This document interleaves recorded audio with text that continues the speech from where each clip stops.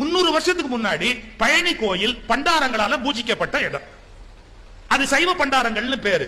அந்த சைவ பண்டாரங்கள் பூஜிச்ச காலத்துல அது போகரால பிரதிஷ்டை பண்ணப்பட்ட சிலைன்னு தலவரலாறுல இருக்குது. சித்தர்கள் மரபுல ஆகமும் கிடையாது. அந்த பண்டாரங்கள் பூஜை பண்ண போது மதுரையில் இருக்கிற திருமலை நாயக்கருடைய தலவாய் ராமப்பையர்னு பேரு. ராமப்பையர்ங்கிறவர் கோயிலுக்கு பழனிக்கு போறாரு. பழனிக்கு கோயிலுக்கு போகும்போது அவருக்கு ஜாதி இடிக்குது. என்ன இடிக்குதுன்னா, நான் வசந்த ஜாதி, இந்த பண்டாரம் தாழ்ந்த ஜாதி, இவங்கிட்ட நான் விபூதி எப்படி வாங்குவேன்? சார், நான் என்ன கேட்கிறேன் நீங்க புரிஞ்சுக்கணும். என்னன்னா, இப்ப இருக்கிறவங்களை மாத்தினா ஆகமத்தை மாத்தாத, மரபை மாத்தாதன்னு 300 வருஷத்துக்கு முன்னாடி நீ மரபை மாத்தினியே, அது எந்த நியாயத்தோட சேர்த்து? 300 வருஷத்துக்கு முன்னாடி யாரை கேட்டு நீ மரபை மாத்தின? அது பண்டாரம் பூஜை பண்ணிட்டு இருந்த கோயில். அந்த பண்டார பூஜை பண்ண கோயில பண்டாரத்தை வெளியேற்றிட்டு நீ வேற 5 பேரை கொண்டாந்து உள்ள போட்ட. நான் எது பேசினாலும் ஆதாரம் இல்லாம பேச மாட்டேன். செப்பு சாசனம் பழனி கோயில்ல இருக்குது. செப்பு சாசனத்துக்கு காப்பி என் செல்போன்லயே இருக்குது.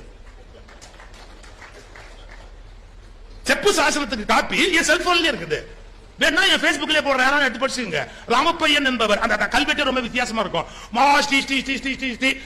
பெருசா போட்டு இப்படிப்பட்ட ராஜகேசரியும் ராஜவாகிய ஒரு 6 வரி யாருக்கு? திருமலை நாயக்கருக்கு. அப்படிப்பட்ட திருமலை நாயக்கனுடைய தலவாகிய மகாசி ஸ்ரீ ராமப்பையன் எழுதி கொடுத்தது அப்படின்னு போட்டிருக்குது. 300 வருஷத்துக்கு முன்னாடி பாவம் பண்டாரம் பூஜை பண்ணிட்டு இருந்தவங்க எல்லாம் கோயிலை விட்டு வெளியே தட்டிட்டு நீ வேற ஆள உள்ள கூட 5 பேரை போட்ட. இப்ப என் கேள்வி என்ன தெரியுமா?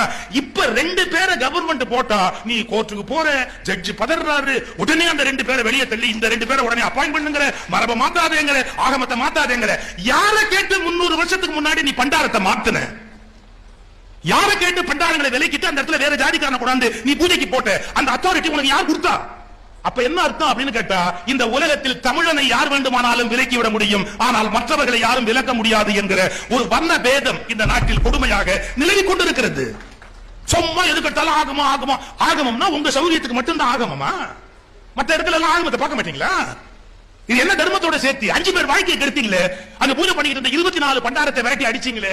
24 பண்டாரத்துக்கு ரூபாய்க்கு 4 காசு கொடுத்து வெளியே போக சொன்னீங்களே. என்ன கணக்கு அது?